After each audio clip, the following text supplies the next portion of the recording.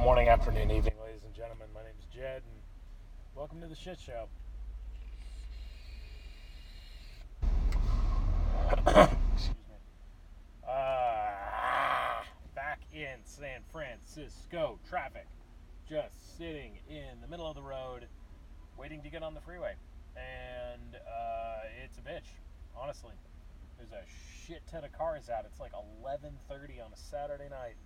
And there's just a ton of people who are apparently trying to get on the bridge just as much as I am. And it's annoying. Frustrated by it. But I guess I don't do these recordings just to talk about how shitty the traffic is, because that could get repetitive. So, what do we want to talk about today? Honestly, I don't know. I just kind of hit the button and started filming, so here we are. I don't know. I think one thing is that's been sort of permeating, I guess, in my head a little bit is the idea of wanting to help people and wanting to hear their problems and wanting to weigh in a way that's healthy and constructive and not overly pretentious, because I'm not a professional therapist and I don't have any kind of a background in academic therapy or anything along those lines. But, people like to talk about their problems, and I like to talk about my problems.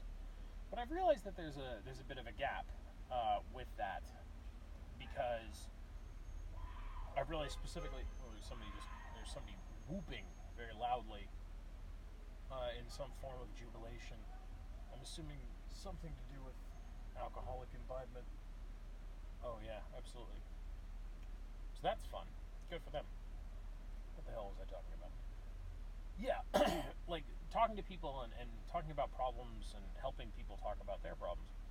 I've realized that there's an issue that I've run into with people who are close to me, specifically like family members and close friends, where you can create, I found that I've created this sense of like a power imbalance by kind of exclusively dwelling on talking about problems in conversation, and that being kind of the bulk of what I bring to people.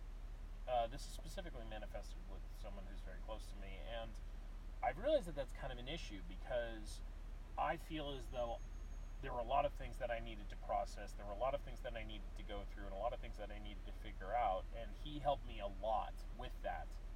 And that was really, really good, and that was really, really impactful. However, now that I've sort of pushed through a lot of that and really gained a lot of ground and really gained a lot of traction, I've realized that now I find myself just having very little to say. And that sucks. That part of it, honestly, has been like really frustrating, because this is a person that I really love and I really care about and I really respect. Oh boy, this is about to be so fucked if I'm stuck. Oh yep, I'm stuck, so bummer. Might hear some honking in a second, because I'm very in the middle of the road and I have very little space to move forward. So we're here, fam. So that's cool. Ooh, that backlighting though. Yeah. So I don't know. I'm trying to mull my head. I'm trying to mull that issue specifically over in my head. I'm trying to figure out what's a way to strategically approach this issue and to talk about stuff, because I've realized that in the creation of this dynamic of like me talking about my problems and me talking about like all these things that I need to figure out, bringing all these issues and being emotional and venting and yada yada yada. I realized that this specific person that I'm talking to, they did very little of that with me. And I think in that lies the crux of the issue. Sirens. There are sirens behind me. Oh no. Oh no indeed. There they go. I don't need to get out of the way. And I think that's the bulk of the problem, because it's like I talked about my shit, and then he didn't really talk about his. Well, to some degree, but not nearly as much as I did. And now I find myself in this like weird kind of gap of like, oh, now what do we talk about? And it feels feels awkward.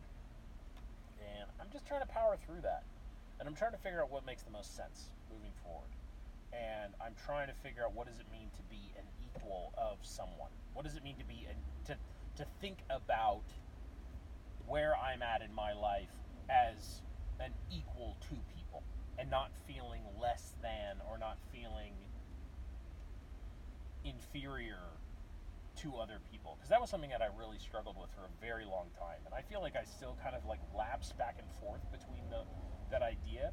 But now that I've sort of cultivated a pretty decent amount of self-confidence and a decent amount of self-actualization, I find myself wanting that as a baseline, to see myself and to feel as though I'm equal with not only the people that I love and care about, but everyone.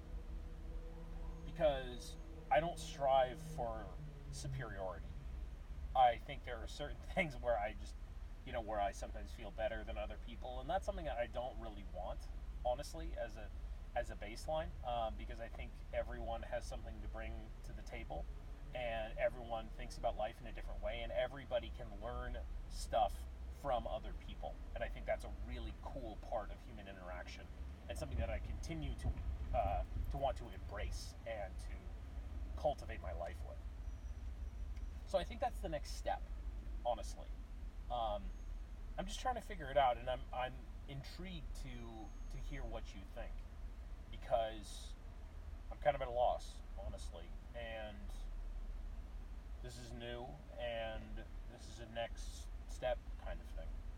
And I think it's good, and I think it has a lot of potential to manifest in a way that is, healthy and actualized and productive. But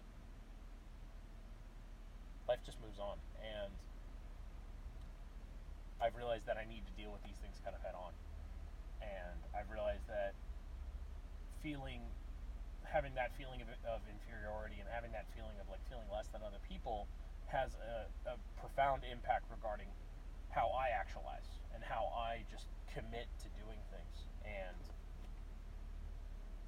And it does impact my levels of productivity, because my mental energy is siphoned into this, like, it's like, oh, well, I'm always thinking about it kind of a thing. So yeah, that's where I'm at. Ladies and gentlemen, it has once again been incredibly real, and if you're out there, stay awesome. I'm not going to try not to die or get run over, but you're the best. Talk to you soon.